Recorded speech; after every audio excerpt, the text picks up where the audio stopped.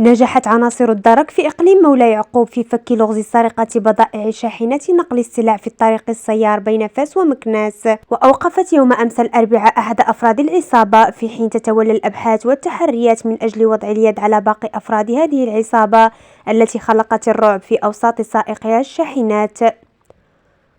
وأظهر شريط فيديو منشور في شبكات التواصل الاجتماعي مشاهد من عملية سرقة تعرضت لها إحدى الشاحنات من قبل أفراد هذه العصابة، وتبين أن أفرادها يعمدون إلى أسلوب إجرامي وصف بالخطير، ويتمثل في استعمال سيارات كراء من أجل مطاردة الشاحنات وسرقة السلع.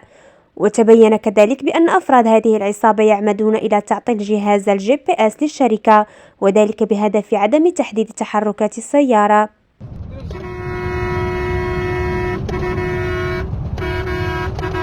السرقة هانتوما شو رايك له؟ اصفار ويطلع حرام صفار شكرا ثم طريقي شكرا